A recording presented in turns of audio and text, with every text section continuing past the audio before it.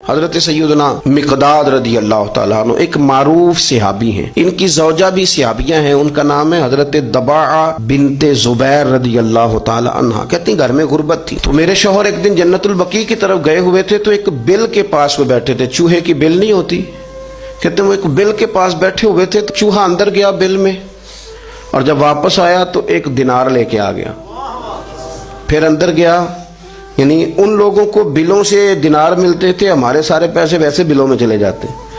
اندر گیا اور ایک دینار لے کے آ گیا، پھر گیا تو پھر ایک دینار لے کے آ گیا، کہتے ہیں وہ 70 دفعہ گیا چوہا اندر۔ اللہ قرآن میں فرماتے ہیں تو مجھ پہ بھروسہ کر، وَيَرْزُقْهُ مِنْ حَيْثُ لَا يَحْتَسِبُ، وہاں سے روزی دوں گا کہ تو نے کبھی سوچا بھی نہیں ہوگا، میری ذات پر بھروسہ کر، پھر میں تیرے لیے بڑے دروازے کھول دوں گا۔ وہ چوہا 70 دفعہ اندر گیا اور 70 دفعہ ایک دینار لے کے باہر آیا۔ حضرت مقداد فرماتے ہیں میں نے انتظار کیا لیکن 71ویں دفعہ پھر نہیں آیا۔ علامہ یوسف نبہانی علیہ رحمہ نے اس کو لکھا ہے، فرماتے ہیں میں نے وہ پیسے اسی طرح اٹھائے 70 دینار اور میں نبی کریم کی بارگاہ میں لے گیا، میں نے کہا حضور اس طرح کر کے نا چوہے کی بل سے 70 دینار ملے۔ اب بات کو سمجھے نا، جب دینے والا دینے پہ آئے تو اس لیے میں کہتا ہوں کہ سارے دروازوں سے بہترین یہ ہے کہ رب رسول کے دروازے پر حاضری دی جائے، وہاں سے ملے تو پھر کوئی روک سکتا نہیں، کوئی سیاست کوئی شخص رکاوٹ بنتا۔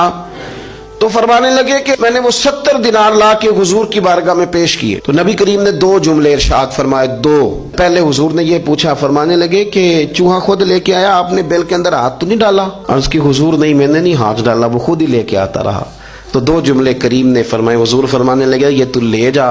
اللہ تجھے برکت عطا فرمائے۔ 70 دینار کو بہت بڑی خطیر رقم نہیں تھی لیکن فرمایا تو لے جا، اللہ تجھے برکت دے۔ آپ کی زوجہ حضرت دباعہ بنت زبیر کہتی ہیں کہ 70 دینار اور دعا نبی پاک کی، تو فرماتی ہیں پھر میں نے اپنے گھر کے اندر نہ بوریوں میں چاندی بھر کے رکھی ہوئی تھی،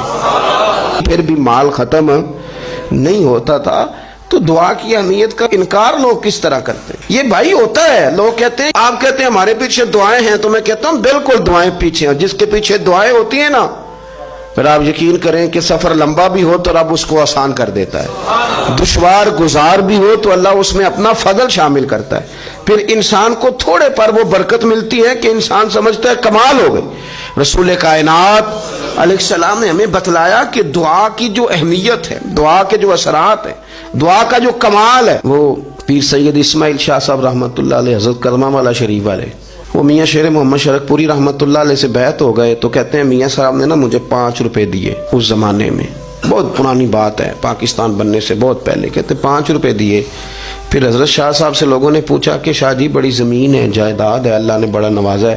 تو وہ پنجابی بولتے تھے، کہنے لگے مینوں نہ پیراں 5 روپے دیتے نے، میرے کو ساری عمر ہو گئی مکے ہی نہیں۔ یہ برکت ہوتی ہے، اور کثرت سے کام نہیں چلتا، کام برکت سے چلتا ہے۔ پیسہ زیادہ ہو برکت والا نہ ہو تو وہ مشکلات میں اور رکاوٹوں میں لے آ، تھوڑا ہو برکت والا، وہ ختم نہیں ہوتا، آپ یاد رکھیں وہ ختم نہیں ہوتا۔ میں نے بزرگوں کو دیکھا ہے، سادے لوگوں کو میں نے دیکھا ہے، ہمارے جو بزرگ محنت مزدوری کرتے تھے تو پیسے ملتے کہاں سے تھے؟ پیالیوں میں سے 5 روپے نکل آئے، کسی گلاس میں سے نکل آئے، تو یہ سارے برکت والے پیسے ہوتے تھے۔ تو ہماری مائیں، ہماری نانیاں دادیاں جو کمیٹیاں ڈالتی تھیں تو وہ بھلا کیسے ڈالتی تھیں؟ وہ سبزی سے 5 روپے بچاتی تھیں، وہ 10 روپے گھی سے بچتے تھے تو اس کی کمیٹی ڈلتی تھی، پھر ان سے بیٹیوں کے بیاہ ہوتے تھے، پھر ان سے گھر کے چراغ روشن ہوتے تھے۔ اس کا معنی کیا ہے کہ کروڑوں اربوں روپے کے ڈاکے ڈال کے نظام نہیں چلتا، پیسہ تھوڑا ہو برکت والا، اس سے کام چلتا ہے، اس سے خیر ہوتی ہے، اس سے فضل ہوتا ہے، اس سے عطا ہوتی ہے۔